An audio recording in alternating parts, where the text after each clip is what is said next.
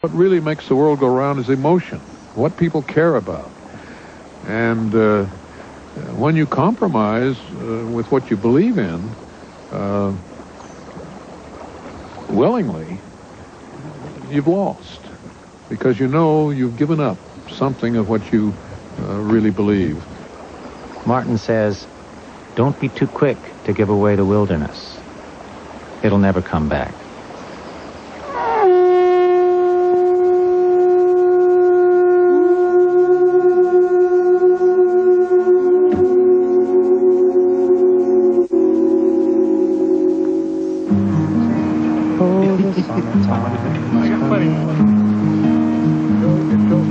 And the trees are sweetly blooming, and the wild mountain thyme grows around the purple heather. I see you, and we'll all go together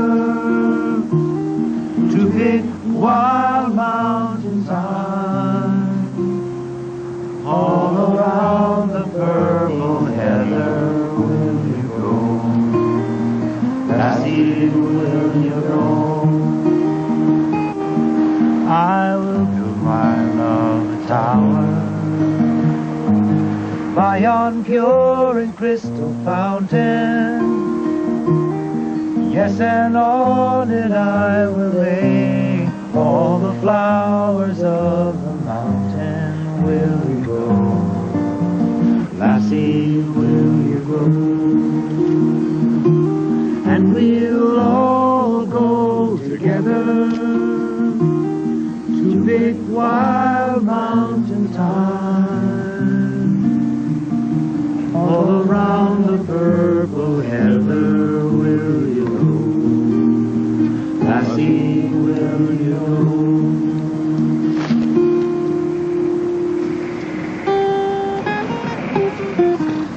Says here.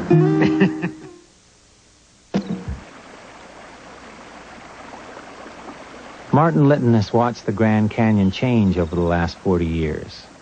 When Martin ran the river in 1955, fewer than 200 people had made the trip before him.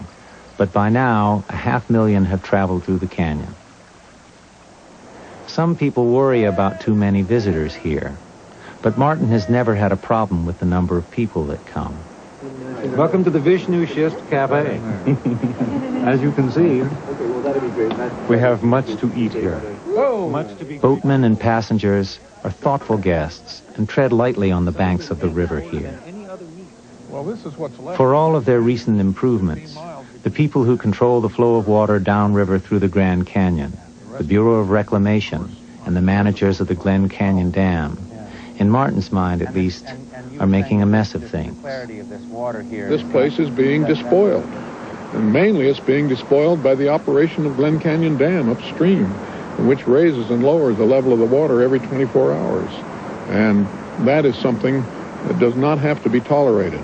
All of that force can be moved down to Hoover Dam below the Grand Canyon, and it can peak power up and down in response to the demand for volts and kilowatts and all that, and no harm will be done to anything more than's already been done by the presence of the waterworks and power works along the Colorado River.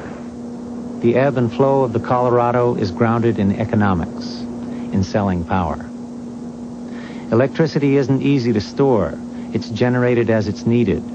Hydroelectric plants like the Glen Canyon Dam can respond quickly to peak needs, but according to Martin, the daily surge of water released through the canyon is destroying the place. What are some of the most noticeable changes in terms of the environment? Well, the most obvious change is what's happened to the banks of the river. When you see these little ridges and you watch the sand fall off and go into the water with a plop, remember that takes place 365 days a year. The water goes up, the bank gets heavy, soggy as the water soaks into it. The water goes down, there's no longer any support for the bank, and under the influence of gravity it just collapses. This was a much larger beach and higher. Martin has watched the beaches erode, destroyed by the man-made rise and fall of the river. Recently, the government modified the flow through the canyon. The high and low water is now less extreme, and the change more gradual. But it comes as no surprise that Martin isn't accepting the government compromise. What he wants is a steady flow throughout the canyon. It would be so easy, so much better for the whole nation, money-wise and every other way, to just let Hoover Dam do the peaking. Hoover Dam serves the same power grid as the Glen Canyon Dam. Downstream from Hoover Dam, there is no national park, only more water projects. Martin says there's no good reason not to shift peaking power to Hoover Dam, only politics. The only reason that I've been given by the Bureau of Reclamation, which openly admits that this would be a better system, when they're speaking honestly and not for the record, the only answer they'll give is, well, if it were done at Hoover Dam, then the lower basin would get the credit. But moving the power, the peaking power to Hoover, and letting Glen Canyon Dam utilize every drop of this river to produce a steady load of power that could rise and fall in the same kind of natural sequence that you know, basically once a year. Once a year, gradually up, gradually down. Nature can keep up with that. Nature can adapt to that kind of a change. As long as there's cash and power at stake, the debate will roll on. Some at the Bureau of Reclamation and even some environmentalists say it's too late to repair the damage done by the Glen Canyon Dam. But Martin, always the optimist, says it's never too late to try.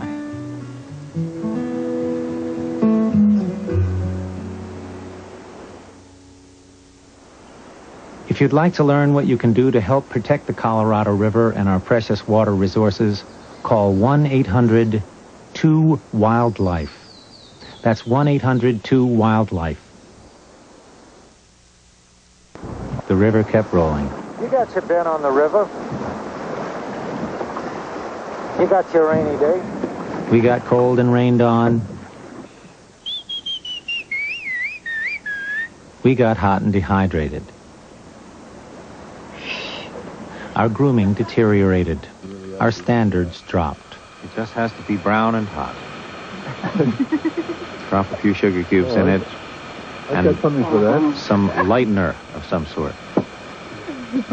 White paint. Altogether, things just got better and better.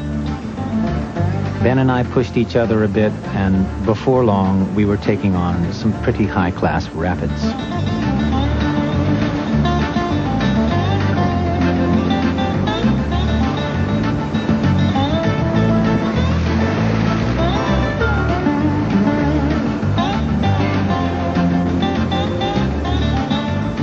Just when we were beginning to feel good, Martin told us about real courage. John Wesley Powell, a man with one arm and no maps, led the first river trip through the Grand Canyon in 1869. His exploits made him a national hero, but according to Martin, Powell's greatest achievement was never recognized. Well, Powell understood the water shortage in the West, and he knew that it could never become the kind of place that the eastern United States had become. And unfortunately, Congress refused to really understand what Powell was getting at, and there was just no way he could make them understand. He said, "Gentlemen, there is not the water to supply the land." And that's how he responded to all their pipe dreams that they came up with after his exploration. And that was a thing that frustrated him for a long time, I guess right up to his death. More was expected of this river than it could ever do. That's still the case.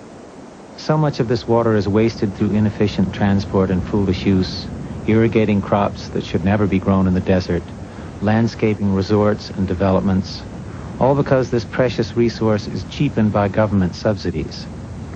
Well, the things we are thinking about here, conserving water and getting a fair price, getting what it's really worth into the Treasury so that the government isn't depleted by this use or misuse of water, should be applied to everything in the public domain. And that means the forests, the trees, the soil, grazing, mining. What it's worth is what should be paid for it. So, perhaps if we paid the fair value for water and other resources, we would use them more cautiously. But there's another resource here in the canyon, one that you can't really assign a dollar value to, what the government calls non-use value. It's simply the overwhelming beauty of this place. You can feel it. It's transforming.